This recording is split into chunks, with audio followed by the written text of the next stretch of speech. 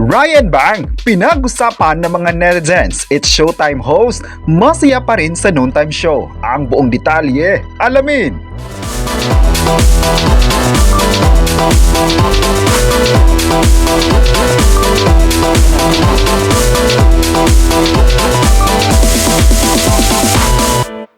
Ngayong araw, marami talaga ang nalungkot sa It's Showtime host dahil sa kanyang love life status. Hanggang ngayon ay bakas pa rin ng It's Showtime host ang kalungkutang nararamdaman sa pagwawakas ng relasyon nila ng ex-fiancé na si Paula Huyong. Tila hindi pa siya tuluyang naka-move on sa hindi natuloy na kasal nila.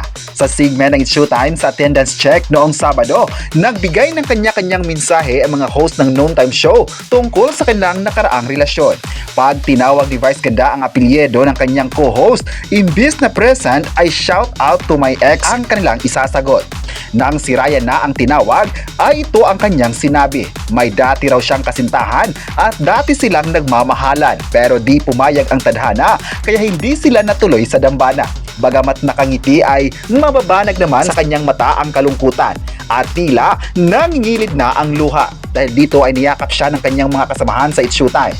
Halos 3 taon kasi ang itinagal ng kanilang relasyon ni Paula at Ryan. 2023, inamin ni Ryan sa It's Showtime na may girlfriend na siya at ito nga si Paula. Na-engage sila noong June 2024. Inamin ni Ryan na tinulukan nila ni Paula ang kanilang relasyon sa panayam ni Vice Ganda sa kanya sa YouTube noong June 6, 2026. Ang pagkakaiba sa paniniwala at perspektibo sa paglagay sa tahimik ang ilan daw sa mga dahilan ng kanilang breakup.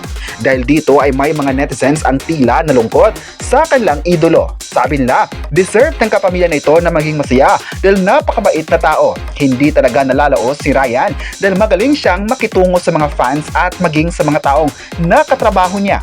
Marami naman sa social media ang nagsabing sana hindi maapektuhan si Ryan sa mga problema na meron siya ngayon at patuloy na magpapasaya sa mga madlang kapamilya at kapuso. Maganda naman talaga ang kanyang naging performance sa It's Showtime dahilan na inaabangan siya ng mga tao sa online at maging sa mga programa. Marami naman ang nagsabing mahal naman siya ng mga tao at maging ang kanyang mga katrabaho sa It's Showtime, kabilang na si Vice Ganda. Ngayong araw naman sa It's Showtime ay nakaabang na ang mga fans sa kanyang idolo dahil excited sila kung ano pa ang gagawin nito sa show. May nagsabi naman na hindi siya bibitawan ng istasyon at maging ng It's Showtime dahil magaling siya at nakakasabay sa lahat. Magaling din siyang host at bagay na mabibigyan ng maraming proyekto. May nagsabi naman na sana maraming mga projects pa ang gagawin niya sa ABS-CBN tulad ng movies at series. Marami naman sa mga tao ngayon ang proud kay Ryan dahil patuloy pa rin siyang napapanood sa paborito ng noontime show. Na-miss naman ng mga netizens si Ryan Bang kung aalis man ito ng show kaya hoping sila na magiging maganda ang kanyang performance sa It's Showtime. Kayo, ano ang masabi nyo na malungkot nga ang mga fans kay Ryan Bang? I-comment na kung masaya ba kayo kapag present siya sa It's Showtime at huwag kalimutang i-subscribe ang ating YouTube channel.